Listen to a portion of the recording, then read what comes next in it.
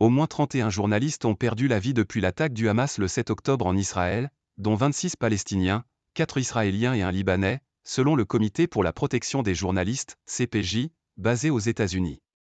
Le CPJ, qui comptabilise les victimes en Israël, dans la bande de Gaza et à la frontière libanaise, a également dénombré 8 blessés et 9 journalistes disparus ou détenus, dans un communiqué.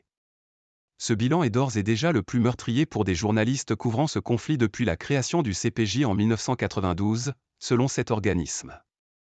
Il a publié lundi une liste des noms des victimes, précisant que ces données s'appuyaient sur des informations obtenues par des sources du CPJ dans la région et des informations publiées par les médias. Le comité a également précisé que des investigations et vérifications étaient toujours en cours pour confirmer la disparition ou la mort d'autres journalistes. Le CPJ souligne le travail important mené par les journalistes et les civils en temps de crise, et insiste sur le fait qu'ils ne doivent pas être ciblés par les partis au conflit, a déclaré dans le communiqué Cherif Mansour, coordinateur de la zone Moyen-Orient et Afrique du Nord.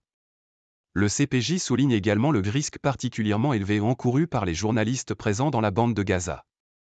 En raison du blocus par Israël et de l'absence d'accès via l'Égypte, seuls sont sur place des journalistes palestiniens, qui fournissent images et informations aux médias internationaux.